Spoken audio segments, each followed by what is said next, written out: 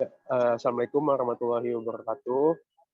Kenalkan kami dari kelompok 6 yang beranggotakan saya Akbar Nasution, kemudian Mulia Sarah, Safira Nadira, dan juga Muhammad Wahyudi.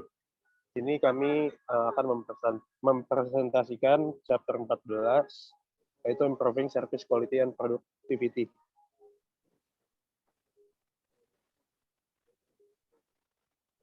Yang pertama ada Integrating Service Quality and Productivity Strategies.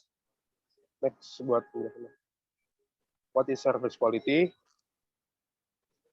Service quality adalah pendidikan pemasaran dalam kualitas layanan yang jelas, yang kualitasnya jelas, baik atau buruk, yang menempatkan perusahaan pada kerugian kompetitif, dan juga berpotensi mengusir pelanggan yang tidak puas. Dan di tahun terakhir telah menyaksikan ledakan ketidakpuasan yang nyata dengan kualitas layanan pada saat kualitas banyak barang manufaktur yang telah meningkat. Nah, jadi service quality ini adalah hasil dari kepuasan dari konsumen untuk suatu perusahaan atau produk yang dihasilkan oleh konsumen. Kemudian ini ada tabelnya, ada national average, kemudian manufacturing, service, dan federal government. Nah, orang Amerika di tahun 2005 dengan hasil Aggregate Customer Satisfaction Index ACSI untuk produk manufaktur, layanan sektor swasta, dan juga layanan pemerintahan di Amerika Serikat menunjukkan dengan jelas bahwa sektor jasa tertinggal secara signifikan di belakang manufaktur dalam hal kualitas yang diberikan. Anehnya, seperti yang ditunjukkan pada gambar 14.2, layanan sektor swasta hanya memiliki sedikit skor yang lebih tinggi daripada layanan pemerintah federal. Nah, ini untuk datanya yang tadi sudah dijelaskan. Next.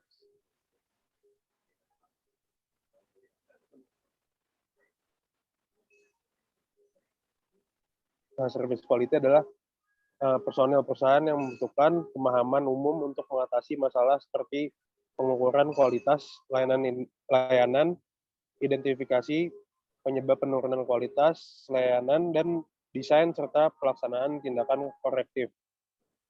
Kualitas layanan bisa sulit untuk dikelola bahkan ketika kegagalannya nyata di alam atau bahkan perusahaan.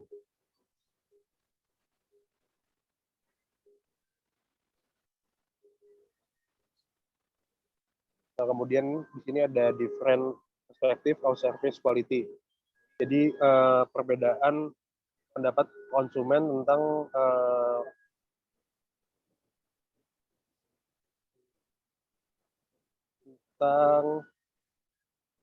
service quality. Jadi di sini lebih ngejelasin tentang pandangan konsumennya. Yang pertama itu ada pandangan transcendent tentang kualitas identik dengan keunggulan bawaan.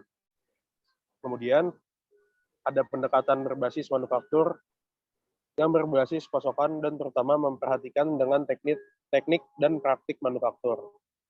Yang ketiga ada definisi berbasis pengguna dimulai dengan premis bahwa kualitas terletak di mata pemegangnya. Yang terakhir, definisi berbasis nilai mendefinisikan kualitas dalam hal nilai dan harga. Kemudian dilanjut dengan dimension of service quality. Peneliti telah melakukan penelitian intensif tentang kualitas layanan dan mengidentifikasi jadi 10 dimensi yang digunakan konsumen dalam mengevaluasi kualitas layanan. Dan dalam penelitian selanjutnya, mereka menemukan tingkat korelasi yang tinggi antara beberapa variabel ini, kemudian mengkonsolidasikannya menjadi 5 luas ukuran. Yang pertama ada tangibles, penampilan elemen fisik, kemudian ada keandalan, kinerja yang dapat diandalkan dan juga akurat. Yang ketiga ada responsiveness, kecepatan dan juga membantu. Yang keempat ada jaminan, ada kredibilitas, keamanan, kompetensi, dan juga kesopanan. Dan yang terakhir ada empati, akses mudah, komunikasi yang baik, dan juga pemahaman pelanggan. Di sini ada identifying and correcting service quality problems. Di next. Nah, di sini ada the gaps model in service, design, and delivery.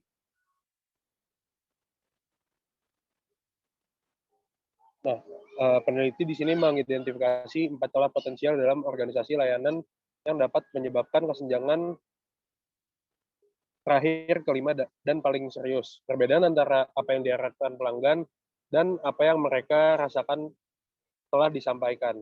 Kemudian, mereka memperluas dan menyempurnakan kerangka kerja mereka untuk mengidentifikasi total 6 jenis kesenjangan yang dapat terjadi pada titik yang berbeda selama desain dan penyampaian kinerja layanan. Nah, untuk tabelnya ada di sebelah penjelasan. Next.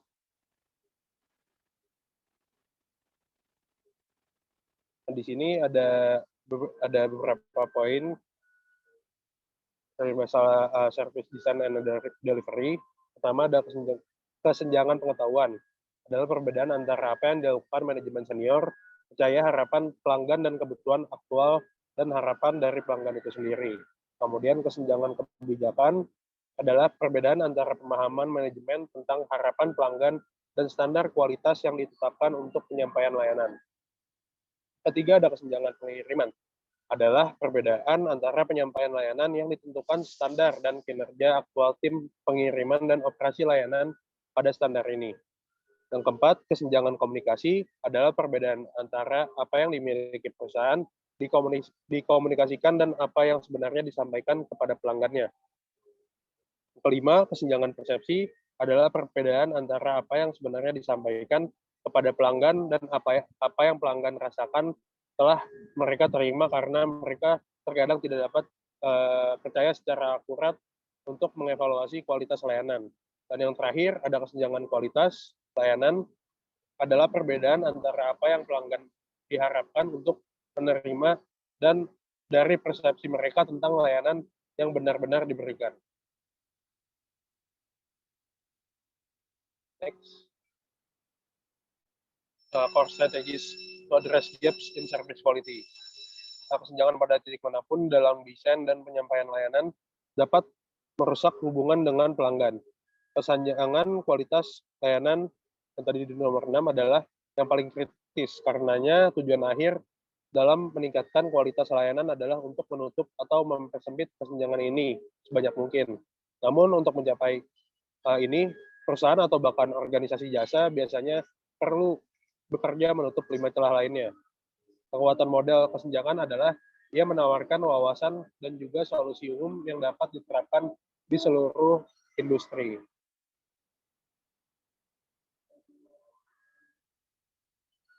Kemudian ada measuring and improving service quality yang akan dijelaskan oleh Muhammad Wahyudi.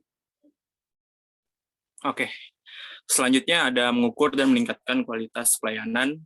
Nah, umumnya dikatakan bahwa apa yang tidak terukur tidak terkelola. Nah, tanpa pengukuran, manajer tidak dapat memastikan apakah kesenjangan kualitas pelayanan ada, belum lagi untuk mengetahui apa jenis kesenjangannya, di mana mereka berada, dan apa tindakan korektif potensial yang harus diambil. Dan tentu saja pengukuran diperlukan untuk menentukan apakah tujuan untuk perbaikan tersebut terpenuhi setelah perubahan telah dilaksanakan. Nah, standar dan ukuran kualitas layanan yang berbasis pelanggan dapat dikelompokkan ke dalam 2 kategori, yaitu ada soft dan hard. Nah, untuk ukuran lunak atau soft tidak dapat dengan mudah diamati dan harus dikumpulkan dengan berbicara kepada pelanggan, karyawan, atau tim lainnya. Nah, biasanya standar ukuran lunak memberikan arahan, bimbingan, dan umpan balik kepada karyawan mengenai cara-cara untuk mencapai kepuasan pelanggan dan dapat dikuantifikasi dengan mengukur persepsi pelanggan dan keyakinannya. Sedangkan untuk hard, biasanya karakteristik dan aktivitas yang dapat dihitung, ditentukan waktunya, atau diukur melalui audit. Seperti jumlah pelanggan telepon yang terputus saat pelanggan menunggu, berapa banyak pesanan yang dipenuhi dengan benar, waktu yang dibutuhkan untuk menyelesaikan tugas tertentu, beberapa menit pelanggan harus menunggu dalam antrian pada tahap tertentu dalam layanan, berapa pengiriman jumlah kereta yang datang terlambat, dan jumlah tas yang hilang. Next. Selanjutnya ada learning from customer feedback. Bagaimana perusahaan mengukur kinerja mereka terhadap standar ukuran kualitas pelayanan yang lunak. Nah, menurut Leonard Berry dan Pasaruman, perusahaan perlu membangun sistem mendengarkan yang terus berlangsung dengan menggunakan beberapa metode pada kelompok-kelompok pelanggan yang berbeda. Nah, sebuah studi kualitas pelayanan merupakan sebuah gambaran yang diambil di suatu titik waktu dan dari sudut tertentu. Wawasan yang lebih dalam dan pengambilan keputusan yang terinformasi didapat dari rangkaian yang berkelanjutan dan pengambilan gambaran yang diambil dari berbagai sudut pandang dan melalui lensa yang berbeda yang membentuk esensi dari proses mendengarkan yang sistematis. Next. Nah, selanjutnya ada tujuan utama sebelumnya. Selanjutnya ada tujuan utama dari sistem umpan balik yang efektif. Nah, tujuan spesifik dari sistem umpan balik yang efektif biasanya terbagi menjadi 3 kategori utama. Yang pertama ada penilaian dan pengacuan kualitas pelayanan dan kinerja. Yang kedua ada mempelajari dan memperbaiki faktor pergerakan pelanggan. Yang ketiga ada menciptakan budaya pelayanan yang berorientasi pada pelanggan. Nah, dari 3 poin tersebut saja dibahas, perusahaan tampaknya akan melakukan dengan baik. Nah, pada poin yang pertama, tapi sering kehilangan kesempatan besar dalam 2 poin yang lainnya. Selanjutnya. Nah, selanjutnya ada alat untuk mengumpulkan feedback. Yang pertama ada survei pasar total, survei tahunan, dan survei transaksional.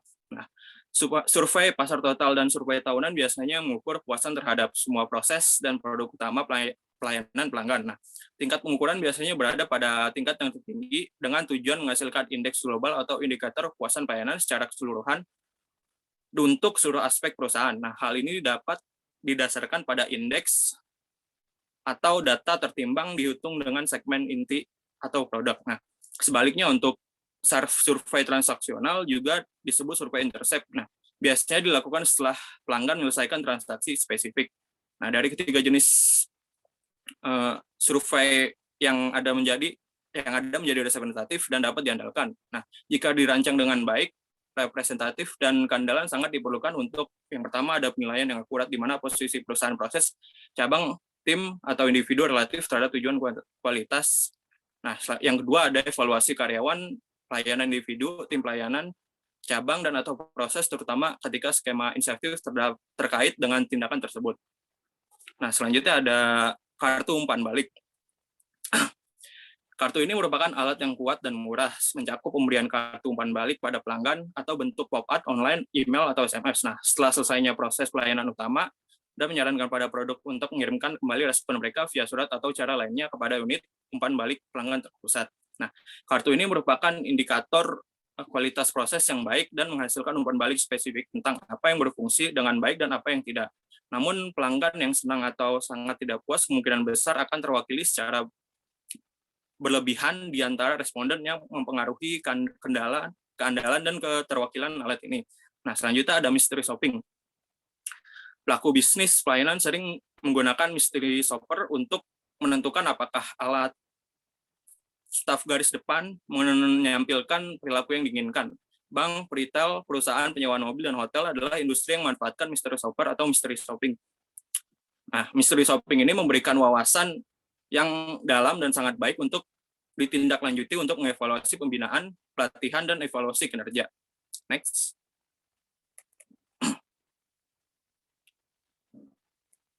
Nah, selanjutnya ada umpan balik pelanggan yang tidak diminta. Nah, keluhan pelanggan, pujian, dan saran bisa diubah menjadi aliran informasi yang dapat digunakan untuk membantu memantau kualitas dan menyoroti perbaikan yang diperlukan untuk desain dan penyajian pelayanan. Nah, keluhan dan pujian kaya akan sumber umpan balik yang rinci tentang apa yang membuat pelanggan tidak puas dan apa yang memuaskan mereka.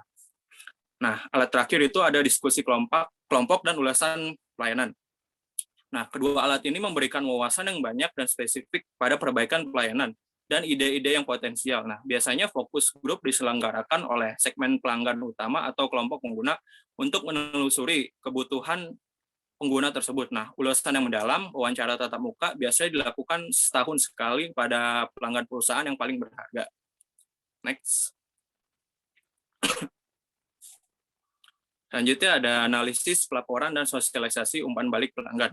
Nah, memilih alat umpan balik yang relevan dan pengumpulan umpan balik pelanggan tidak ada artinya jika perusahaan tidak dapat menyebarkan informasi tersebut kepada pihak-pihak terkait untuk mengambil tindakan. Nah, oleh karena itu, untuk mendorong perbaikan dan pembelajaran berkelanjutan sistem pelaporan perlu memberikan umpan balik dan analisisnya untuk staf garis depan, pemilik proses, manajer cabang, atau departemen, serta manajemen puncak.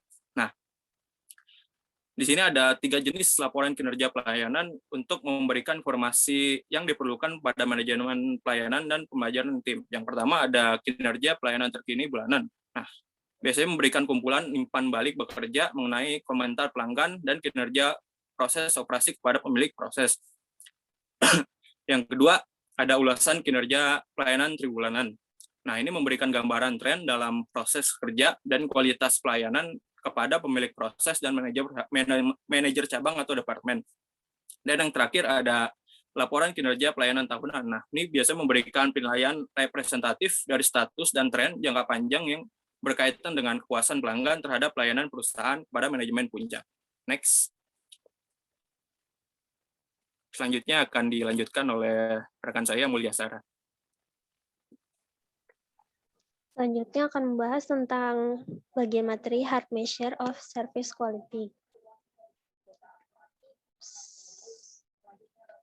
Nah, jadi hard measure itu biasanya merujuk pada proses operasional untuk mengukur hasil yang kayak tadi dijelaskan sama Wahyu juga. Jadi itu kualitas dari servisnya itu bisa dihitung gitu. Nah, apa aja sih yang dihitung? Kayak yang dihitung itu kayak uptime, service response times, failure rate atau kayak rate kegagalan dari servisnya, terus kayak delivery cost juga. Nah, dalam operasi yang kompleks, untuk mengukur service quality-nya itu bisa dalam beberapa poin yang berbeda. Sedangkan untuk kontak yang lebih rendah, kontak service yang lebih rendah itu di mana customer-nya tidak terlalu berhubungan langsung dengan bisnisnya, pengukurannya itu bisa dilakukan dalam tingkat produksi gitu. Jadi bukan saat prosesnya yang terkena sama konsumen, jadi konsumen itu nggak terlibat, tapi hanya mengukur dari belakang produksinya aja. Nah, salah satu contohnya perusahaan yang menggunakan hard measure ini adalah FedEx. Nah, FedEx itu adalah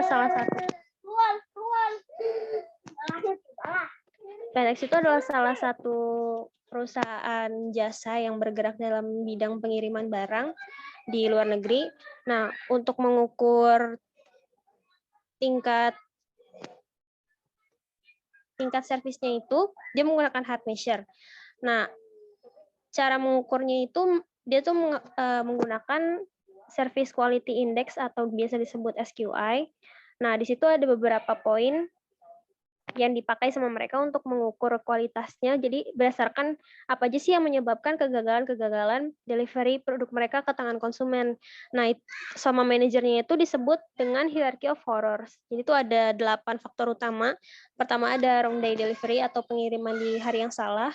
Terus right day late delivery atau ngirimnya tepat di hari yang sama tapi nyampainya telat, terus pick up not made atau barangnya nggak diambil sama kurir, terus ada lost package atau barangnya hilang, terus customer misinform, dikasih tahu infonya salah, terus billing and paperwork mistake, ada kesalahan-kesalahan administrasi, lalu performance yang kurang baik dari employee-nya FedEx, lalu ada paket-paket yang rusak.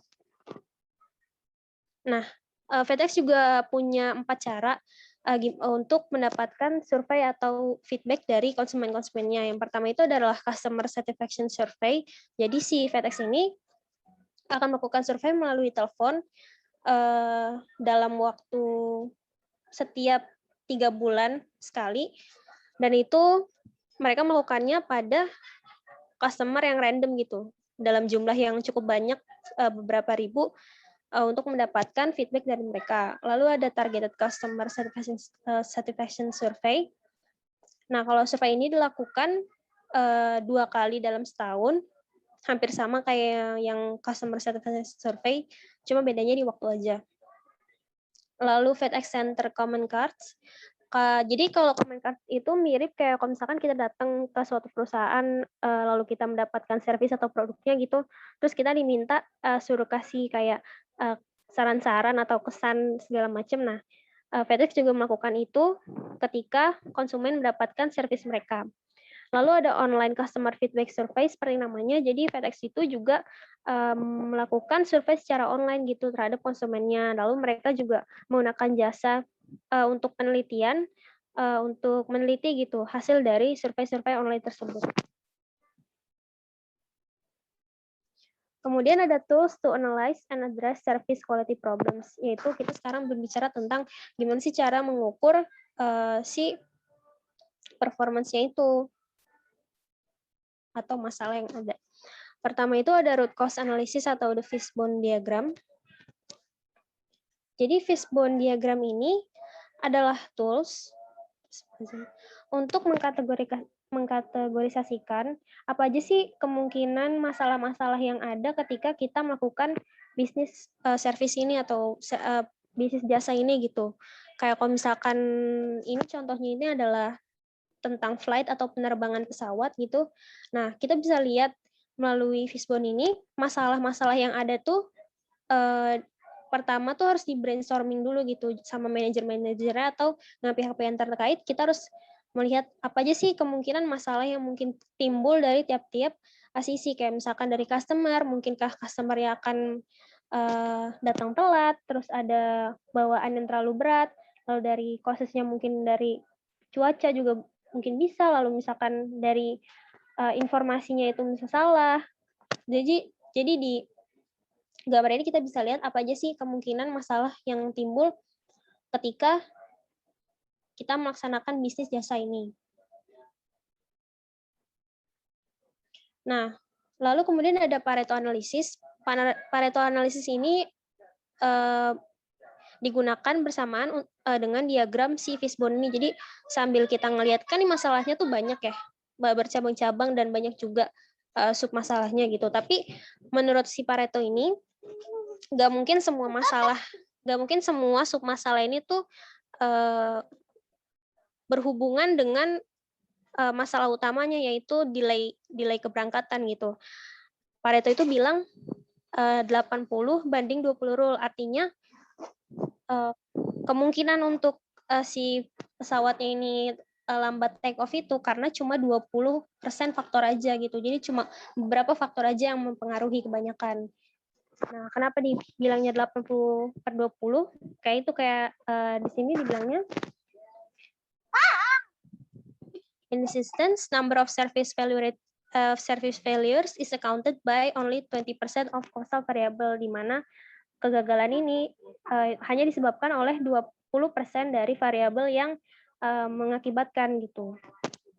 Nah, misalkan contohnya masih sama kayak di pesawat, 88% keterlambatan delay pesawat itu karena 4 faktor aja, dan hampir setengahnya itu adalah disebabkan cuma gara-gara passenger yang telat. Nah, kemudian yang terakhir itu ada blueprinting. Jadi selain Pareto dan yang fishbone, kita bisa gunain blueprinting, di mana blueprinting ini menunjukkan gitu di mana sih potensi kegagalan poin-poin yang ada gitu. Jadi kalau misalkan dari misalkan pesawat, mungkin dari customer datang, poin-poinnya mungkin dia check-in, maksudnya dari beli tiket sampai iniin barang gitu kan, ke lagi segala macam, hingga take off, itu apa aja sih proses dari servisnya. Kalau di contoh sebelah sini adalah tentang orang yang mau check-in ke hotel gitu.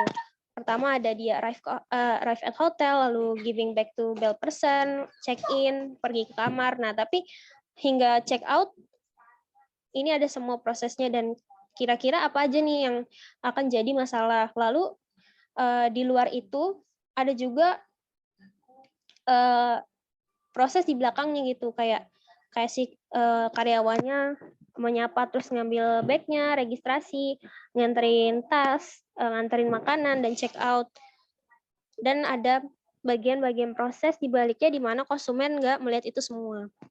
Nah, di situ kita bisa menentukan bagian-bagian mana yang akan berpotensi untuk menyebabkan masalah. Kalau misalkan telah ditemukan, misalkan ternyata setiap konsumen itu keluhannya itu hampir ketika food ordernya itu lama, berarti ada yang salah di take food order sama prepare food, atau enggak di call room service. Nah, di situ bisa ditentukan poin masalahnya itu di mana. Selanjutnya ada defining and measuring productivity dilanjutkan oleh teman saya Nadira. Selanjutnya itu mendefinisikan dan mengukur produktivitas. Next.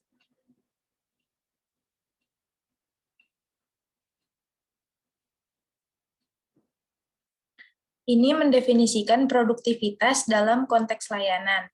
Secara sederhana, produktivitas itu mengukur jumlah output yang dihasilkan itu relatif terhadap jumlah input yang digunakan. Nah, oleh karena itu, peningkatan produktivitasnya itu memerlukan peningkatan rasio output terhadap inputnya. Peningkatan rasio ini dapat dicapai dengan memotong sumber daya yang dibutuhkan untuk menciptakan volume output tertentu atau dengan meningkatkan output yang diperoleh dari tingkat input tertentu.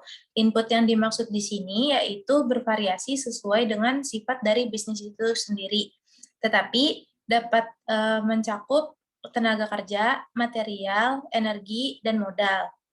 Nah, sifat yang tidak berwujud dari kinerja jasa itu membuatnya lebih sulit untuk diukur produktivitasnya dibandingkan dengan manufaktur.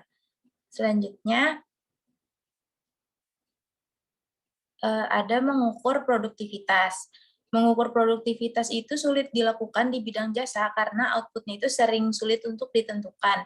Contohnya itu untuk rumah sakit, kita dapat melihat jumlah pasien yang dirawat selama setahun atau rata-rata pengguna tempat tidur di rumah sakit. Tapi untuk menjelaskan berbagai jenis intervensi yang dilakukan, contohnya itu seperti pengangkatan tumor kanker, pengobatan diabetes, atau perbedaan antara pasien itu sulit untuk dilakukan. Yang tugas pengukuran ini mungkin lebih sederhana dalam proses pelayanan kepemilikan, karena ada banyaknya perusahaan manufaktur yang menjalankan tugas rutinnya itu dengan input dan output yang mudah diatur. Contoh yang pertama itu ada bengkel yang mengganti oli mobil dan mengganti ban. Contoh yang kedua itu ada restoran cepat saji yang menawarkan menu terbatas dan sederhana. Selanjutnya, produktivitas, efisiensi, dan efektivitas layanan. Ketika kita melihat masalah produktivitas, kita tuh perlu membedakan antara produktivitas, efisiensi, dan efektivitas itu sendiri. Yang pertama, untuk produktivitas, melibatkan penilaian finansial dari output ke input. Yang kedua, efisiensi itu melibatkan perbandingan dengan standar yang biasanya berbasis waktu. Seperti berapa lama waktu yang dibutuhkan seorang karyawan untuk melakukan tugas tertentu relatif terhadap standar yang telah ditentukan sebelumnya. Lalu efektivitas itu sejauh mana suatu organisasi memenuhi tujuannya, yaitu hasil yang dicapainya. Selanjutnya, meningkatkan produktivitas layanan. Next. Strategi peningkatan produktivitas umum, itu secara tradisional, manajer operasi bertanggung jawab untuk meningkatkan produktivitas layanan, yang pendekatannya itu berpusat pada tindakan-tindakan tertentu. Yang pertama, hati-hati mengendalikan biaya di setiap langkah dalam proses, lalu mengurangi pemborosan bahan dan tenaga kerja, menyesuaikan kapasitas produktif dengan tingkat permintaan rata-rata daripada tingkat puncak, sehingga pekerja dan peralatan itu tidak setengah menganggur untuk waktu yang lama. Lalu mengganti pekerja dengan mesin otomatis dan teknologi swalayan yang dioperasikan oleh pelanggan. Menyediakan peralatan dan basis data bagi karyawan yang memungkinkan mereka untuk bekerja lebih cepat ke tingkat kualitas yang lebih tinggi. Lalu mengajarkan karyawan bagaimana untuk bekerja lebih produktif, memperluas rangkaian tugas yang dapat dilakukan oleh pekerja layanan untuk menghilangkan kemacetan dan waktu henti yang sia-sia dengan memungkinkan manajer untuk menempatkan pekerja di tempat yang mereka butuhkan. Lalu memasang sistem pakar yang memungkinkan para profesional itu untuk melakukan pekerjaan yang sebelumnya dilakukan oleh individu yang lebih berpengalaman dengan gaji yang lebih tinggi. Selanjutnya, ada pendekatan berbasis pelanggan untuk meningkatkan produktivitas. Manajer pemasaran itu harus memikirkan strategi pemasaran apa yang harus digunakan untuk mempengaruhi pelanggan agar berperilaku dengan cara yang lebih produktif. Nah, strateginya itu salah satunya ada mengubah waktu permintaan pelanggan, itu dengan mendorong pelanggan untuk menggunakan layanan di luar periode puncak dan menawarkan mereka insentif untuk melakukannya. Nah, manajer dapat menggunakan aset produktif mereka dengan lebih baik dan memberikan layanan yang lebih baik juga. Lalu, mendorong penggunaan saluran pemberian layanan alternatif dan layanan mandiri. Pergeseran pengiriman ke saluran pengiriman layanan yang lebih hemat biaya, seperti contohnya internet atau mesin swalayan, meningkatkan produktivitas dan memfasilitasi manajemen permintaan dengan mengurangi tekanan pada karyawan dan jenis fisik tertentu pada jam sibuk. Lalu yang ketiga, meminta pelanggan untuk menggunakan pihak ketiga. Dalam beberapa kasus, manajer mungkin dapat meningkatkan produktivitas layanan dengan mendelegasikan satu atau lebih fungsi dukungan pemasaran kepada pihak ketiga. Selanjutnya, bagaimana peningkatan produktivitas itu berdampak pada kualitas dan nilai. Yang pertama, ada upaya personel depan layar dalam meningkatkan produktivitas. Dalam layanan kontak tinggi, banyak peningkatan produktivitas yang cukup terlihat. Nah, beberapa perubahan itu hanya membutuhkan penerimaan pasif oleh pelanggan, sementara yang lain itu mengharuskan pelanggan untuk mengadopsi pola perilaku baru dalam berurusan dengan organisasi. Lalu dampak perubahan personel belakang layar terhadap pelanggan. Implikasi pemasaran dari perubahan di belakang panggung tergantung pada apakah mereka mempengaruhi atau diperhatikan oleh pelanggan. Contohnya, jika ada mekanik maskapai penerbangan itu mengembangkan prosedur untuk servis mesin jet itu menjadi lebih cepat tanpa menimbulkan kenaikan tarif upah atau biaya material. Nah, maskapai telah memperoleh peningkatan produktivitas yang tidak berdampak pada pengalaman layanan pelanggannya. Lalu, perhatian terhadap strategi pengurangan biaya. Dengan tidak adanya teknologi baru, sebagian besar upaya untuk meningkatkan produktivitas layanan itu cenderung berpusat pada upaya untuk menghilangkan pemborosan dan mengurangi biaya tenaga kerja. Salah satu cara yang baik untuk mengatasinya yaitu mencari peluang desain ulang proses layanan yang mengarah pada peningkatan drastis dalam produktivitas dan pada saat yang sama meningkatkan kualitas layanannya. Selanjutnya. Mungkin cukup sekian untuk presentasi dari kami. Kurang lebihnya mohon maaf. Wassalamualaikum warahmatullahi wabarakatuh.